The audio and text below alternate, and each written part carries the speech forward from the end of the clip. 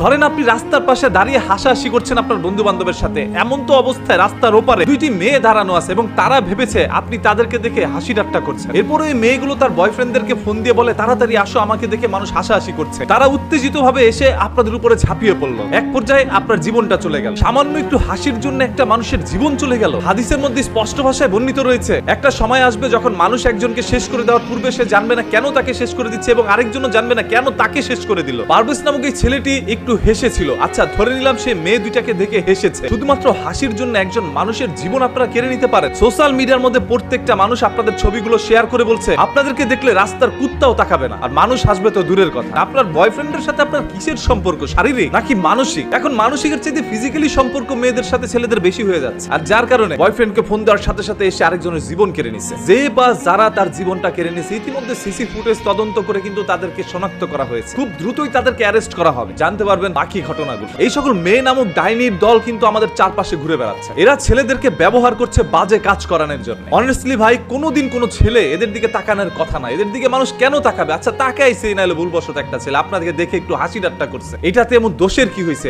আপনি যে গাড়ির পিছে বসে বয়ফ্রেন্ডের সাথে মনে করেন কাম সেরে দিয়েছেন, সিপাসাপিতে গিয়ে যৌবন চালা মিটায় ফেলছেন। আচ্ছা এই যে আপনাকে নিয়ে এই ধরনের কথাগুলো বলছি, আপনি হয়তো বা ভিডিওটা দেখবেন, আপনার কি লজ্জা লাগে নাই? এখন তো আবার আপনার বয়ফ্রেন্ডকে পাঠাবেন আমাকে দুনিয়া থেকে শেষ করে দেওয়ার জন্য। পারভেজ যদি হেসে জীবন দিতে পারে, আমরা সত্য প্রকাশ করে তারপর জীবন দিব। তবে মনে রাখবেন এই পৃথিবীতে পারভেজ একা নয়, আমরা সবাই একত্রে রয়েছি। সোশ্যাল মিডিয়া এটা নিয়ে যেভাবে পোস্ট করে প্রতিবাদ করা হচ্ছে সেইভাবে অফলাইনে এটা নিয়ে প্রতিবাদ করা হবে। সেই সকল মানুষ বেশি হাইনার দলগুলোকে আর রেহাই দেওয়া যাবে না, এরা মানুষ হইতে পারে না। বিশ্ববিদ্যালয়ের মধ্যে পড়াশোনা করে বয়ফ্রেন্ড জ্বালায় গেছে ভাই। এই যে এদেরকে যারা বিয়ে করতে চাচ্ছেন, জামাইর আর কোনো কাজ নাই, সব কাজ ওই বয়ফ্রেন্ড করে দিচ্ছে। বাংলা ভাষা বুঝতে পারছেন? বয়ফ্রেন্ডকে ধরে রিমান্ডে নেন, কতবার কোন জায়গায় কিভাবে করছে সবকিছু বেরিয়ে আসবে। যদি বয়ফ্রেন্ডের সাথে ওই সকল আদান প্রদান সম্পর্ক নাই থাকতো, শুধুমাত্র একজন বান্ধবীর জন্য এসে একটা ছেলের জীবন নিয়ে নিত না। জীবন নেওয়া কতটা সস্তা হয়ে গেছে তাদের কাছে। অপরাধী যেই হোক না কেন, আমরা তার সাজা প্রকাশ্যে কঠিন থেকে কঠিন ভাবে চাই, যাতে করে বাংলার মাটিতে এরকম কোনো পারভেজের জীবন না যায়। আপনাদের প্রত্যেকের কাছে একটা বিনীত রিকোয়েস্ট ভাই, ভিডিওটা শেয়ার করে দেন। আপনার না বলতে পারা কথাগুলো আমি আমার কণ্ঠস্বরের মাধ্যমে সবার কাছে পৌঁছে দিলাম। অনেকে তো মনে মনে প্রতিবাদ করেন যে আমি যদি এখন প্রতিবাদ করতে যাই পারভেজের মতো করে যদি তারা এসে আমার উপর ঝাঁপিয়ে পড়ে আমার জীবনটাও নিয়ে নেয়, আমি আমার জীবন নিয়ে পরোয়া করি। শুরু থেকে এই পর্যন্ত